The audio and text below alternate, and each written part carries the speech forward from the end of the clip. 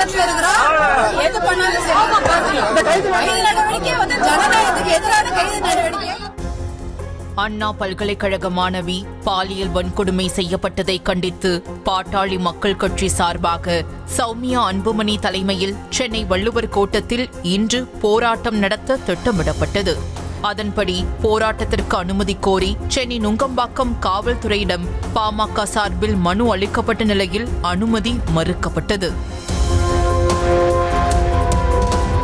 அசம்பாவிதங்கள் எதுவும் நடைபெறாமல் இருப்பதற்காக வள்ளுவர் கோட்டம் பகுதியில் 500க்கும் மேற்பட்ட போலீஸ் குவிக்கப்பட்டு பலத்த பாதுகாப்பு போடப்பட்டது. போராட்டத்திற்கு அனுமதி மறுக்கப்பட்ட போதும் சௌமியா அன்புமணி தலைமையில் தடையை மீறி போராட்டத்தில் ஈடுபட முயன்ற பாமகவினர் கைது செய்யப்பட்டுள்ளனர்.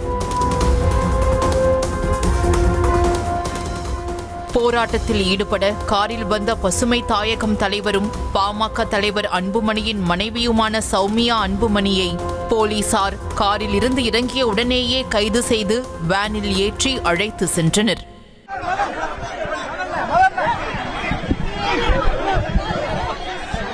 சௌமியா அன்புமணி செய்தியாளர்களை சந்திக்க கூட காவல்துறை சார்பில் அனுமதி மறுக்கப்பட்ட நிலையில் காரில் இருந்தவாறே மைக்கை நீட்டிய செய்தியாளர்களிடம் பெண்களுக்கு பாதுகாப்பே இல்லாத மாநிலமாக தமிழ்நாடு மாறிவிட்டதாக கொந்தளித்தார். தஞ்சாவூர்ல ஒரு பொண்ணு, நேத்து கள்ளக்குறிச்சியில போன வாரம் ஒரு பொண்ணு, இன்னும் எத்தனை பொண்ணுங்களை பழி வாங்க போகுது இந்த அரசாங்கம் எங்களுக்கு தெரியல. பெண்களுக்கு தமிழக அரசு வழங்கும் 1000 ரூபாய் உதவித்தொகை தேவையில்லை என்றும் பாதுகாப்புதான் முக்கியம் என்றும் ஆவேசமாக முழங்கினார். 1000 ரூபாய் யாருக்கு வேணும்? என் பொண்ணுங்களுக்கு பாதுகாப்பு வேணும். 1000 ரூபாய் வேணுமா எங்களுக்கு?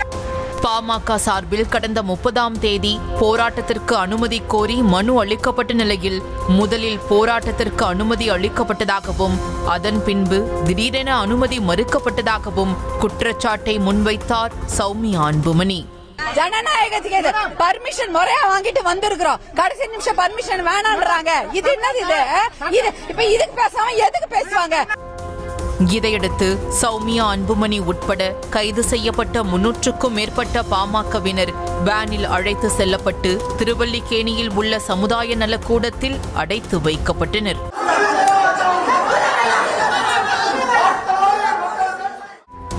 ஆனாலும் சமுதாய நலக்கூடத்திற்குள் இருந்தவாறே சௌமியா அன்புமணி தலைமையில் பாமகவினர் கோஷம் எழுப்பி போராட்டத்தில் ஈடுபட்டனர்.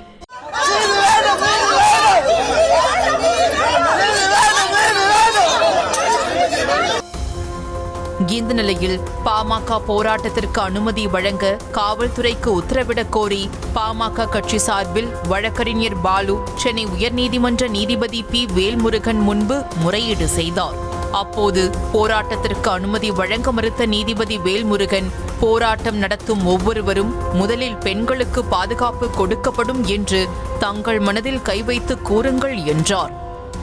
இப்படி ஒரு சம்பவம் நடந்ததற்கு அனைவரும் வெட்கப்பட வேண்டும் என வேதனை தெரிவித்த நீதிபதி இந்த விவகாரத்தை அனைவரும் அரசியலாக்கி வருவதாகவும் இவ்விவகாரத்தை நீதிமன்றம் தாமாக முன்வந்து விசாரணைக்கு எடுத்துள்ள நிலையில் போராட்டம் நடத்துவது ஏற்புடையதா அல்ல என கடிந்து கொண்டார். அண்ணா பல்கலைக்கழக மாணவி விவகாரத்தில் ஏற்கனவே அதிமுக, நாம் தமிழர் கட்சி, பாஜக, மாணவர் இயக்கங்கள் உள்ளிட்டோர் ஆர்ப்பாட்டங்கள் நடத்தினார்கள். இந்த ஆர்ப்பாட்டங்கள் அனைத்திற்கும் சென்னை காவல்துறை தரப்பில் அனுமதி மறுக்கப்பட்டது.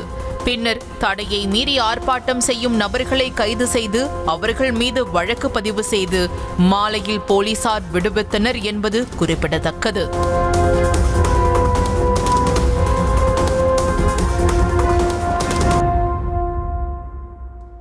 இதையடுத்து செய்தியாளர்களை சந்தித்த சௌமியா அன்புமணி தங்களை கைது செய்வதில் காட்டும் அக்கறையை பெண்கள் பாதுகாப்பில் காட்ட மறுப்பது ஏன் என தமிழக அரசுக்கு கேள்வி எழுப்பினார்.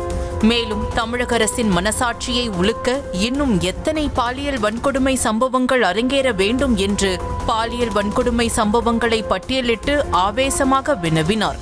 இத்தனை ஸ்ட்ராட்டஜியை பண்ண காவல்துறை இதே ஸ்ட்ராட்டஜியை பண்ணிருந்தா எத்தனையோ பெண் குழந்தைகளை காப்பாத்திருக்கலாம் இல்லையா? இப்படி எல்லாம் இவ்வளவு பண்ணி எங்களை அரெஸ்ட் பண்றதுக்கு இவ்வளவு காவல்துறையை குவிச்சிங்களே, இதே காவல்துறையை குவிச்சிருந்தா எத்தனை பெண் குழந்தைங்க லிஸ்டா பாருங்க.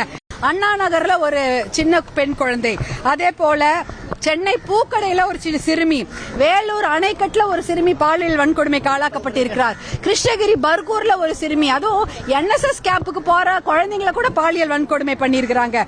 திண்டுக்கல்ல பட்டிவீரன்பட்டியில, வடமதுரையில இன்னொரு பாலியல் வன்கொடுமை, புதுக்கோட்டையில கந்தர்வ கோட்டையில பாலியல் வன்கொடுமை, தஞ்சாவூர்ல ஒரு பெண்ணுக்கு பாலியல் வன்கொடுமை, கள்ளக்குறிச்சியில ஒரு வாரத்துக்கு முன்னாடி ஒரு இளம் விதவை, அந்த பொண்ணுக்கு பாலியல் வன்கொடுமை நிகழ்த்தப்பட்டு அங்க அந்த சம்பவ இடத்திலே மரணம் அடைஞ்சிட்டாங்க.